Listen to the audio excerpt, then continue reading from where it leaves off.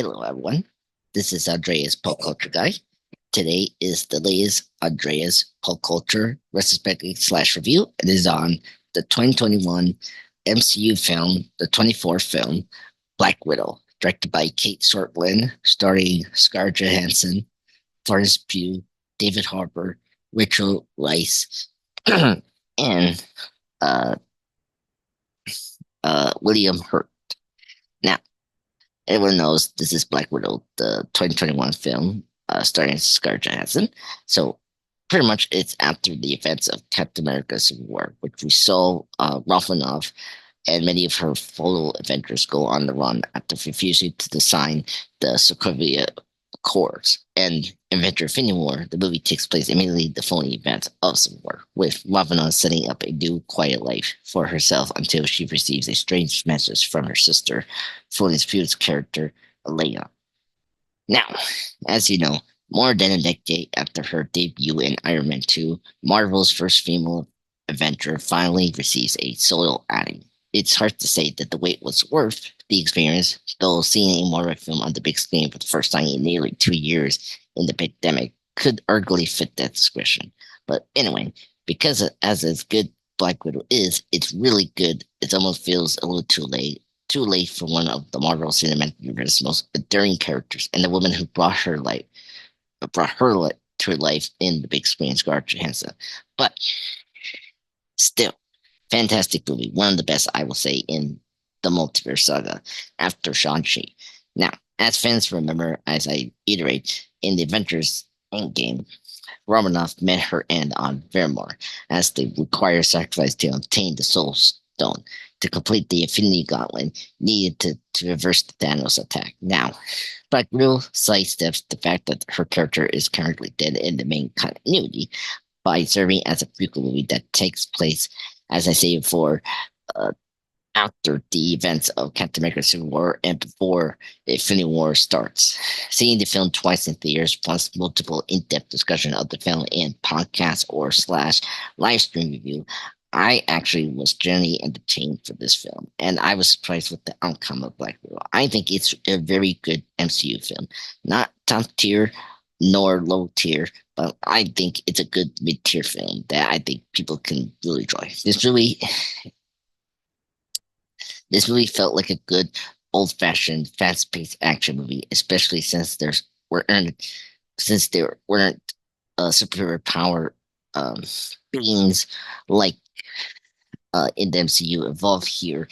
This felt like in terms of the 2020 movie was up alongside the likes of the Batman in terms of me having the interest in a very dark slash realistic spy thriller in the vein of Jason Bourne slash James Bond, and I think that's a good combo to enjoy. Now, what makes this film work is that pretty much this movie explores Black Widow's past and has only been hinted at in the franchise up to this point. Everyone knows she was a former Russian agent working for the Red Room, a secretive group of highly trained assassins, but nothing beyond that was ever been revealed until now. This movie opens with almost surreal Mr. X family life of the 1980s Ayahado, yeah, with young Natasha and her sister playing with the backyard before dinner. Dave Harbour makes a appearance as the loving father before receiving a phone call that reveals that the family is nothing more than a Russian plant. Think FX brilliant show, The American Show, The Americans, starring Kerry Russell. Romanoff's Pishtek's family life was never real, and they were never really a family, but were instead put together for a mission. And Natasha and Elena were never sisters, and Harper's Alexei was never their father, and the mother, Rachel Weisz's character, Melinda. Now, for the vast majority of the film, the script keeps the stakes relatively, well, limitedly low. At its core, Black Widow is a movie about family and accepting the people around you as your family. And I think that's a good message. The story beats emphasize this as Romanoff reconnects with Elena and then Lexley and Belina on the mission to free the remaining members of the Red Room, Black Widows, who are now brainwashed. Romanoff is in conflict with herself about the nature of her relationship to these people, as she was with the enemies that were trying to kill her. It's only when accepting that Lexi and Lex, yeah, Alexei and Elena and Melina are her family bond by something more important than blood.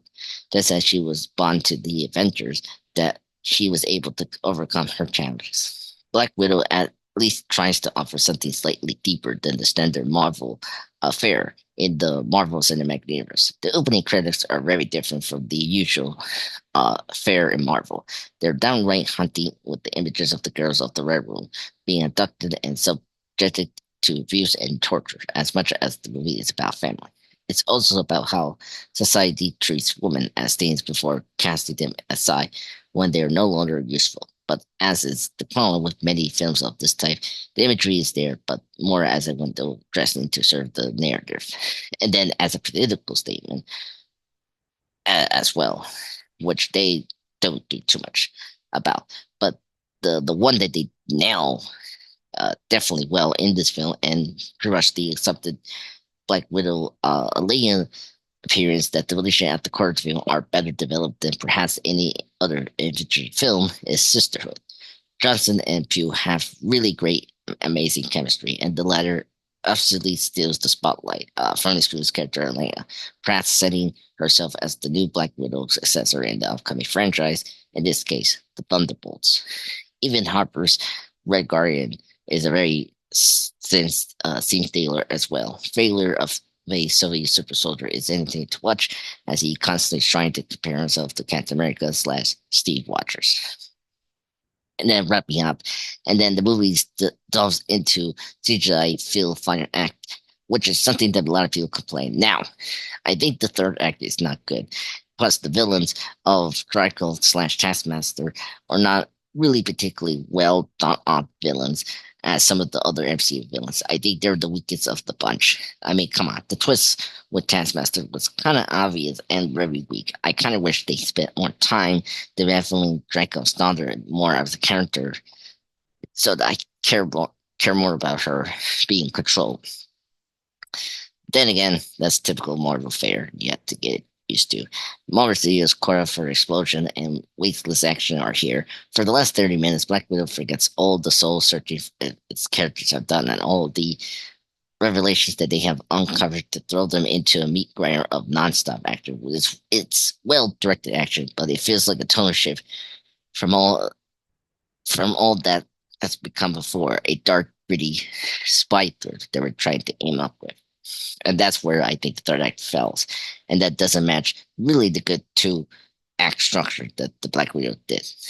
Overall, I like Black Widow. Black Widow is the solo film that Marvel not deserve, but it just feels as if it was fulfilling a long overdue obligation rather than it as a true entry in the MCU canon.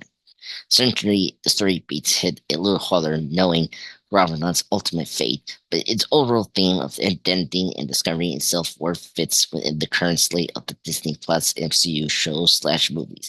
It just feels like the movie could have been much better suited to release before the Avengers Infinity War saga.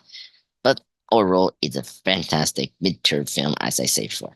Thank you everyone for joining me to this latest Andreas Pop Culture Science Retrospective slash review. More to come, and thank you so much for listening to this, and ciao. Bye.